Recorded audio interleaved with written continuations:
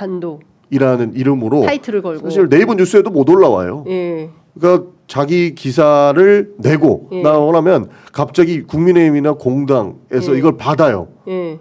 이 단독 나왔던데 예. 어떻게 된 거냐 하면서 논평을 또 냅니다. 그러면 기존에 있던 미디어에서 또 받죠. 국민의힘에서 주장을 했기 때문에 때문에 받는 거죠. 예. 그러니까 가짜 뉴스가 기본적으로 유튜브나 이런 예. 유사 언론들을 통해서 만들어지고 예. 이게 유통되는 게 결국 국민의힘이 들어간다고 보는 거죠. 그러니까 국민의힘이 사실은 이것을 그 이를테면은 세탁해주는 그렇죠. 기능을 하는 거네요. 그렇죠. 예. 그것을 이제 다른 사람들은 국민의힘 지지자들은 예. 자기가 잘못하고 있는지도 모르고 예. 카카오톡이나 이런 것들로 퍼나르거든요. 예. 근데 저희가 허위 조작 정보를 퍼나르는 것도 단호하게 대응하겠다라고 예. 했던 것이 사실 더 강력하게 봤던 것은 내란 선전과 관련된 내용이었던 겁니다. 네. 그러니까 저희가 유튜버들 6명 그러니까 예, 총 고발. 10명을 고발했는데 예. 그분들의 주요 맹점이 몇몇은 사실 2차 계엄이 필요했다. 계엄령이 필요했다. 그리고 이런 내용들을 하거든요. 이거는 하고자 하는 것에 예, 예. 걸릴 수 있는 부분이기 때문에 내란 선동 선전이 가능하다라고 판단을 해서 예. 이런 것들 퍼나르지 않게끔 조심하셔라라고 예. 이야기한 기자회견을 가지고 지금 카톡 검열이라고 하고 있는 거거든요. 예, 예. 그래서 이런 허위 조작 정보들을 더 이상 유통시켜서는 안 된다라는 메시지를 저는 명확하게 내고 있는 거라고 보고 있습니다. 근데 지금 그 폐쇄형 커뮤니티나 텔레그램 방을 통해서도 이제 이런 그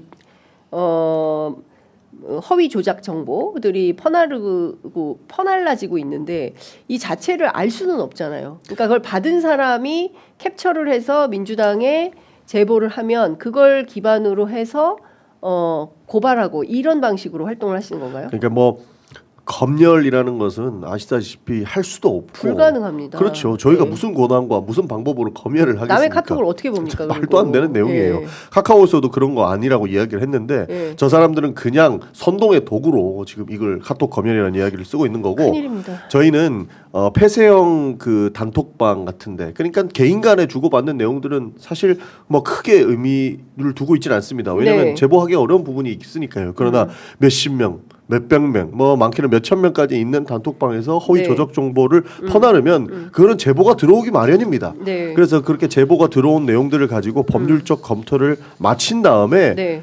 문제가 있다라고 한다면 저희가 경찰에다 신고하겠다라는 의미입니다. 네. 그러니까 지금까지 몇 건을 신고를 하긴 했습니까 경찰에? 경찰에 신고를 했죠. 네. 신고를 했고 예. 그 과거에 이재명 대표 관련된 내용들은 2022년에 벌금형도 선고받았어요. 뭐 이재명 대표가 소년공이 아니고 소년원 출신이다 이런 말도 안 되는. 얼마 전에 전 택시를 탔는데 네. 택시 기사분께서 저한테 손님이 잘 모르셔서 그러는데 이재명은 소년원에 갔다 온 범죄자다. 그런 범죄자를 저렇게 민주당 사람들이 플랜카드 걸고 지지하는 것 자체가 죄악이다. 막 그렇게 얘기를 하더라고요. 그분은 카톡으로 받지 않았을까 그렇죠. 싶어요.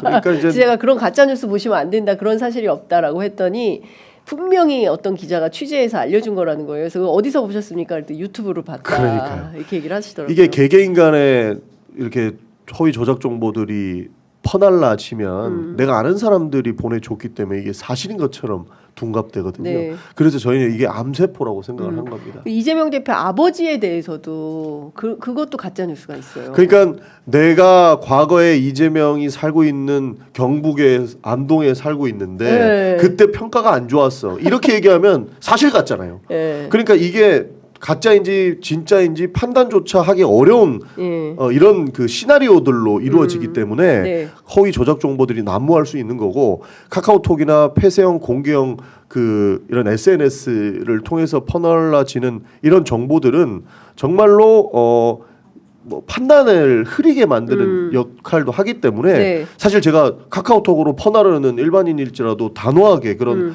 가짜 뉴스와 그 뭐였죠? 그 내란 선전과 같은 내용이 있다면 고발하겠다라고 한 것들이 실제로 그렇게 하시면 안 된다라고 하는 말씀을 마지막에도 드리기로 했지만 그런 내용이 담겨 있는 겁니다. 네.